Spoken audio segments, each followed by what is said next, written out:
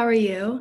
So good. Thank you for joining us. Thank you for inviting me. I'm super excited. Yay. So, my first question for you today is, how did your childhood shape your path to becoming an entrepreneur? And did you always know you wanted to start your own business? That's a good question. So, FINCH is actually not my first business. When I was in grade 6, I started MJ Scrunchies, and I made and sold over 1,000 scrunchies, I believe, through Instagram and pop-up shops. So I learned how to sew from my grandma, and my aunt Sarah actually had her own textile business. So through them, I had a lot of encouragement.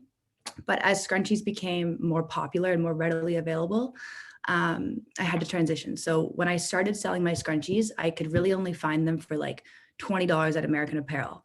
Now you can buy scrunchies for 3 of them for $5 at Claire's and Brandy. So I needed to transition to something different, hence the PJs. Vancouver also has a lot of inspiring and successful fashion entrepreneurs. Both my parents are also entrepreneurs, and a lot of my family members are. So for me, it just felt possible. That's so cool. I love how you started your first business when you were like literally in grade 6. That's crazy. So, my second question is, what really sparked the idea and led to the launch of Finch the label? So growing up, and I still do this, my friends and I would always have slumber parties and big sleepovers, and we always enjoyed sharing pajamas. So we'd like lay them all out on the bed. People would pick what they want. And I always loved PJs, and I've always had an appreciation for super soft material, but it was always super expensive. So I saw an opportunity to create luxury pajamas that were under $100. So from a practical standpoint, I knew that most girls and women wear pajamas. I also knew that the sizing was different or easier than other clothing. So it was an easy product to sell online. But it was my friends and fun weekends that really created the whole thing for me. Yeah, I love that. That's so cool. So, again, I love the story behind the brand. And I think it's so cool that a lot of your garments were named after people in your life. I think some were even named after your sister, Lucy. Yes, yeah. So, yeah, I also saw that a lot of your pajamas were modeled by your best friends. Why do you think that it's important to add these personal touches to your business? And how do you think this has added to the success of your brand? So the name Finch, you guys probably know To Kill a Mockingbird, the book. Yes. The little girl's name is Scout Finch. So my dog's name is Scout. It's also my mom's favorite book. So I took the name Finch from that. But so each of my sets are named after someone special in my life. So I have the King, which is named after my best friend. And then the Jack is my men's collection, and that goes after my eldest cousin. The Lucy is my little sister, and then the Jane is my middle name. And I think having the personalization within the brand makes it stand out, because there's a lot of similar brands that sell the same or similar product, but what differentiates me is both the material, the F, and then the story behind it. Yeah, that's so cool. So beautiful. So, Thanks. a lot of people have amazing ideas every day that they don't really manifest into reality. So, what prompted you to bring Finch to life? So for me, I started planning Finch when I was in grade 9. Wow. Yeah, yeah. And it kind of started honestly as like a procrastination from my homework. I didn't want to do my homework, and I was like, what else can I do that's productive, yet not what I'm supposed to be doing at this exact time? So for me, what really prompted it to come to life was just management and organization. And also, like, it's really easy to have an idea. You have all these crazy ideas for different things, but actually taking the first step, whether that be drawing a sketch or like creating a website or creating an Instagram account, is what gets it actually rolling. Yeah, that's so cool. So, you don't really see a lot of 16-year-olds starting their own business, and it's so impressive that you took this initiative. So, what were some of the most challenging and rewarding times in running or starting Finch the Label? Was there and is there still a huge emphasis on your age or even how young you are? Yeah, like I've had a lot of successes and I've had a lot of failures, and I think that I've grown equally from both. Being young is both good and bad in business. I've definitely experienced both. But I feel so fortunate to have had multiple people already in the industry rooting for me. And at my high school, a lot of my friends and their parents were constant supporters, partially because I was so young and they're rooting for me, but I've definitely seen the inverse of that. And I have two stories and I hope no one's heard them, but so one of my first payment sources for my website was PayPal. And so I was receiving payments through PayPal, but I didn't realize that you had to be 18 to have a PayPal account. So all of the funds that I was receiving through my website would go into my PayPal account. And using the information that I had given PayPal, they actually locked my account and froze all my money for, I think it was like 7 months, because you had to be 18. So that was definitely because I was younger. That affected me negatively. But also another time I was walking into the Canadian Customs office to pick up a package of PJs that I'd ordered. And I walked in perhaps looking younger than I usually did. And I was also wearing my school uniform. So I walked into the office to pay for my stuff that I'd like to pay for the duties that I'd already paid for, whatever, holding my debit card. And the agent like looked me up and down, and she started grilling me about whether it was actually my business or not, or if it was my parents, or if I was like trying to cheat some way of like, I don't even know. And I was super embarrassed. I remember standing there and trying to explain it to her, and I was getting flustered, and I had to walk away and get back in the car and explain to my mom that she needed to go in and pay for it, and I'd pay her back because they weren't going to let me. But even with these hard experiences, I'm very grateful and very happy that I did start FINCH so young, because I think it was a really good idea to start it in high school. It's such a cool business. It's literally one of the most beautiful PJs that I've ever seen. Thank you very much. So my next question is, looking into the future, what are some of your hopes and ambitions for FINCH the label? And would you consider producing more than just pajamas? Yeah, so especially during COVID, I'm like constantly trying to like figure out what else I can do. I don't like staying on just one thing, but I love when people tell me what they'd like to see from me. So I'm going to slowly start to continue to grow my brand, whether that be seasonal colors, limited edition colors, new products, selling in retail, stuff like that. I'm also going to do larger size ranges, and I also want to incorporate children's wear. But moving forward, and I guess looking towards the future, I definitely want to do more within fashion. Yeah, that's so cool. So my next question is, how has COVID-19 really affected your business? Yeah. COVID. So for me, all of my fulfillments come out of my laundry room in my house, which I've taken over. But as I was in university and I went to Toronto for first year in dorms, it was definitely difficult. And I actually just kind of halted all my incoming shipments because it just didn't make sense for me to start pumping out stuff during this time. So it's really shown, like, the retail industry as a whole cannot afford to have a bad day. Like, people, they depend on people going into their stores. So for me as a direct to consumer, it's been fine. But I definitely miss my pop-up shops that I usually have a few times a year. But COVID hasn't negatively impacted my brand as much as I can see others have been impacted. But it's definitely evidently there. So yeah. Yeah. So my last question is, what advice would you give to aspiring entrepreneurs interested in starting their own business? I like that question. Okay, I would say, number one, be willing to take risks, because you will not get anywhere if you do not do something scary. And I also, like I said before, I think I've learned equally from my successes and my failures, and failing forward is a really good thing. But I also think that knowing that being young is an asset. And I would say, try to understand what type of a learner you are. Like, for me, one of the most valuable things that I've learned about starting FINCH in high school is that I've learned about myself. I've learned that I'm absolutely an experiential learner. I need to do things to learn them.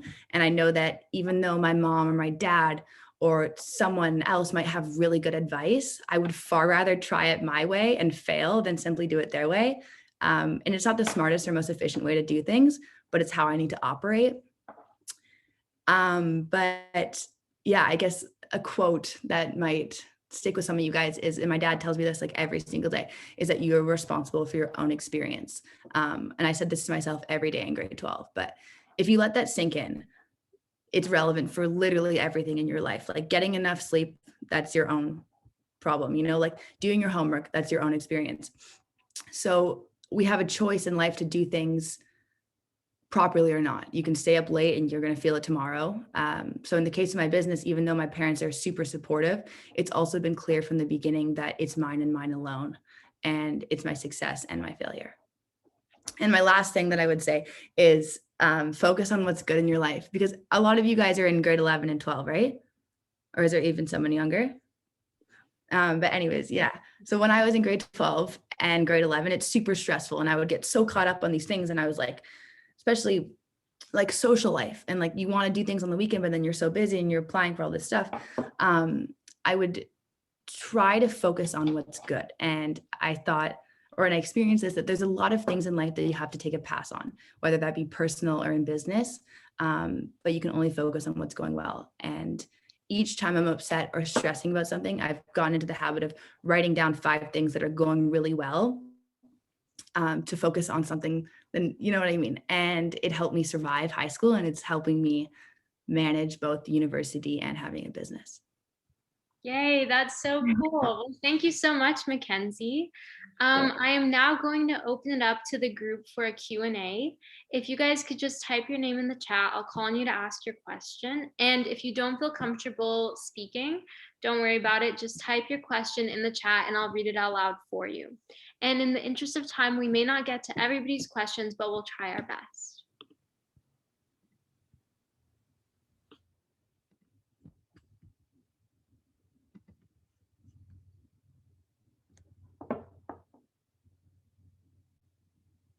Okay, Layla, if you want to go ahead and ask your question. Okay.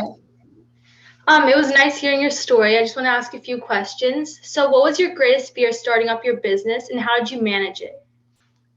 So I think my greatest fear, I'm a really bad overthinker, and I think it's helpful sometimes, other times not so much. So my number one fear when I was starting FINCH was how other people would react. And I remember, because I started planning in grade 9. I launched when I was going into grade 11, so summer before grade 11. And I remember freaking out that I was going to have to go to school and that people were going to know about it and people were going to be talking about good things, bad things. And there was definitely some negativity around it. But I think the way that I dealt with that is I told myself that if I was listening to people's opinions that I wouldn't necessarily go to for advice, it didn't really matter. So I think, especially in high school, it's really hard to not get caught up on things that people are saying, but at the end of the day, it doesn't matter. I just have one more question. So where do you manufacture your pajamas, and what does the process look like to start to finish, and before you sell them online? Yeah. So all my manufacturing is done overseas. I receive the product in Vancouver, and then from there I have a pretty in-depth process of unpackaging everything. I steam it, I iron it, I hang it, I double check everything to see if there's anything wrong with it, any threads hanging.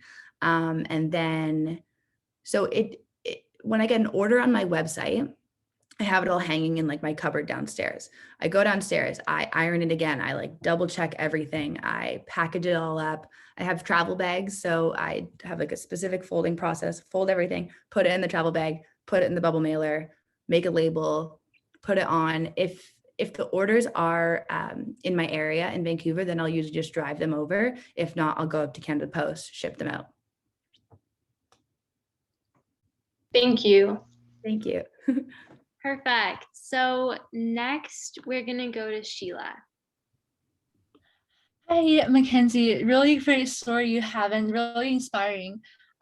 My question is like, when did you start getting other people involved in your business? Did you start by doing it yourself and then found that you have too many to handle and that's when you brought people in, or was it you were kind of just figuring things along the way and then when people wanted to help you would just involve them? Thank you for that question. So people also think that I have like a huge team. I don't. I'm fully alone. The only real help I've ever had has been in my pop-up shops or on a photo shoot. So I'll ask one of my friends to step in for the day, and they'll just be like my photo shoot assistant, and I'll pay them for their time. But other than that, I do everything else myself. Oh, wow, that's really cool. Thank Do you. you feel like it's a lot of things on your plate, or? Yeah, it's definitely a lot on my plate, but again, with proper organization, it's definitely been, and also for me, it's really fun for me. I love doing it. I love planning photo shoots. Like I'll spend hours planning a photo shoot, planning a pop-up shop. So it's not necessarily like a stressful thing. It's kind of almost like a stress reliever for me.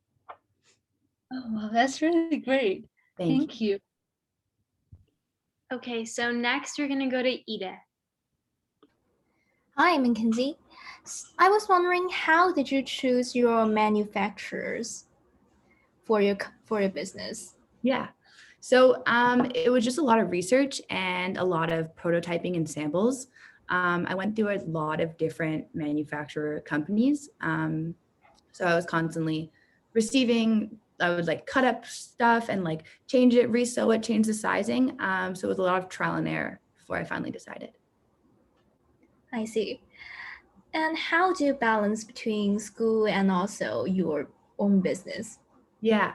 So in high school, I didn't like it wasn't so much that I had to like separate everything. It was really just like a blend. Like if I was in school, I'd have class like 8:20 to 3:20. And then it's all like also as a direct to consumer, everything's online. So like I receive my orders through email. So it's either on my phone or my computer. So if I had class, I'd come home. I'd come home at lunch if I needed to. I'd package the PJs, ship them out. I'd spend my weekends prepping for the next week. And yeah, like there was not really a huge time constraint other than getting the orders out on time, but everything else was fairly balanced. That's so cool. Thank you. Thank you. Okay, so next we're gonna go to Katrina. So Katrina's asking, how did you market your business to get it started? So what I actually did, so my scrunchie business that I mentioned before, I had an original Instagram account, and I'd always like, it's from grade 6. So I had like random followers here and there. And then I ended up archiving all my stuff from the scrunchie account and slowly changing the username and like everything within it. So I already had a fairly large following, transferred everything into FINCH. And then in terms of marketing, I do a lot of like Instagram ads and Facebook ads, also like word of mouth. I spoke a lot at my school. I spoke a lot at my Girls Who Start club.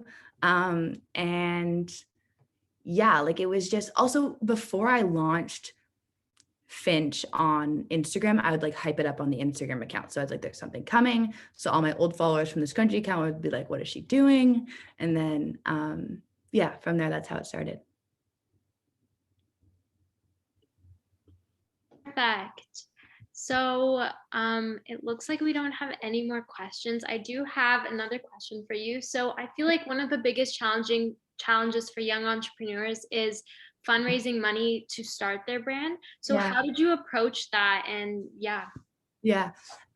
So for me, I've always had a job since I was like 14. I've worked multiple retail positions, and I've always been a good money saver. So whenever I like got like $5 from something, I would like put it in my pocket and I was like, I'm not spending it.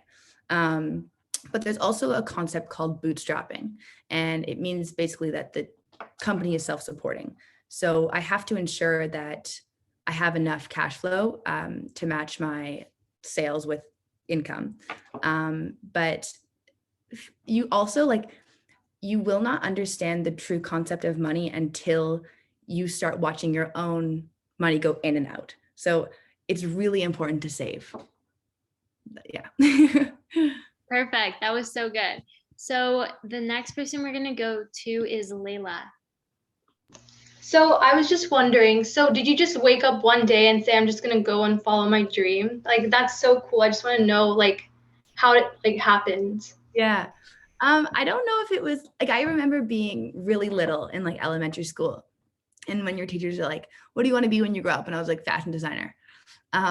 So I've always loved making my own money. And I love, like, I used to always go to like the park down my street and like just sell candy because I loved having something and selling it to people and then them loving it, you know? So it wasn't like one day I just woke up and decided this was gonna like this is how it's gonna be. It was definitely a gradual process, but the PJs, I think it was like something in the back of my mind for a really long time, and it just kind of all fit in.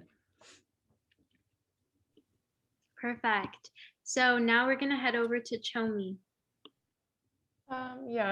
FINCH has been like a brand that I've heard of in school and even like on social media platforms. So I was like always wondering like how it started and like the backstory of it. So thank you for sharing your story. I was wondering what has been your like highlights in your career as a successful entrepreneur from like when you first started to now. Cool. Thank you very much. That's very kind. Highlights. Speaking at Harvard was really cool. And speaking at my high school was really special for me. I got to speak in a Monday assembly, and I was so scared to stand up there, but definitely one of my highlights. What would another one be? Probably like my photo shoots. I truly, truly love having photo shoots. It's so fun for me. I love planning everything until like down to the minute. I love having makeup artists come in and photographers and everything. And also like having my friends there just makes it that much more enjoyable. But yeah, I think for me, biggest highlight would just be giving my product out to people and seeing their reaction. Perfect. Thank you so much. So now we're going to head over to Celia.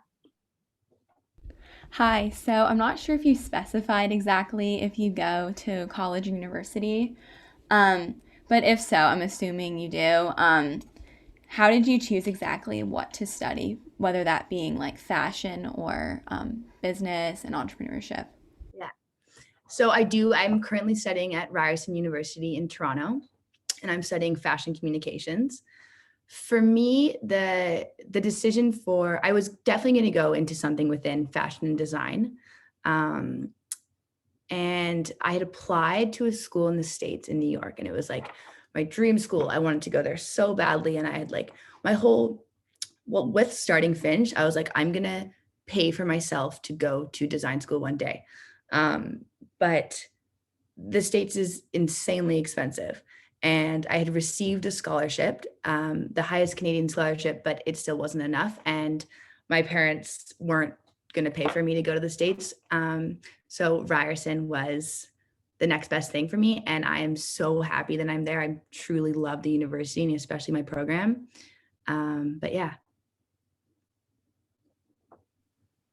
That's so perfect. Thanks, Mackenzie. So it seems like we only have time for one last question. So I see that your sister joined us today, Lucy.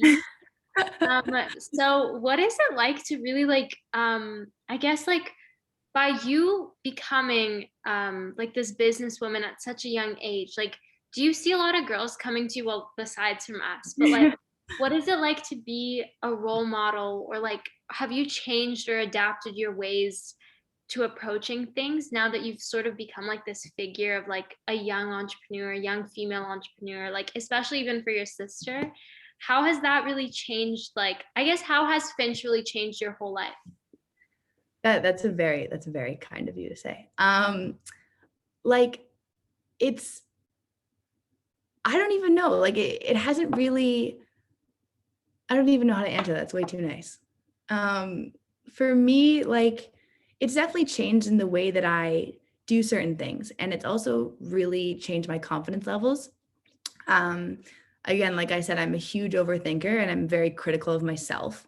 So seeing other people's reactions and coming to me for advice is honestly the best feeling in the world, because I don't even feel like I'm that like worthy to give them this information. But it's definitely changed the way that I do things and how I learn, and my appreciation for other fellow female entrepreneurs is skyrocketing. But yeah, I hope that answered it. Yeah, that was perfect. So I think we're going to wrap it up now. So everyone, please join me in thanking Mackenzie for sharing her story with us today. It was a tremendous honor to have you here with us. Thank you to everyone who joined this meeting. Make sure to follow our Instagram and website for additional info on upcoming events. And make sure to follow Finch the Label on Instagram. And Mackenzie, I don't know if you want to maybe put your personal accounts or Yeah, I'll put a link in right now. Yeah, that would be amazing. Thank you so much. This whole thing was just so good. Thank you guys so much for having me. This was so fun. Thank you so much, Mackenzie. Thank you. Are you guys still at school right now? Yes, we're nice. still at school. Have you finished university? Yeah, so I just came back from Toronto like 2 weeks ago, but I finished school like May 1st, and then I'll head back end of August. Well, congrats on finishing your first year. That's so big. Thank you very much. Sorry, I'm trying to pull this up right now.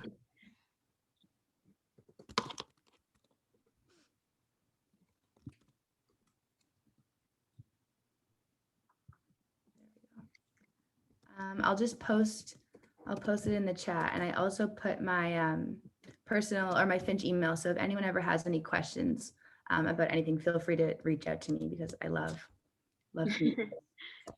There you go. Perfect. Thank you so much, Mackenzie. Thank you guys. And that's all for today, you guys, but please stay in touch with our Instagram and websites for any upcoming events. Bye, you guys. Bye, Mackenzie. Thank you so much. Bye. See you later.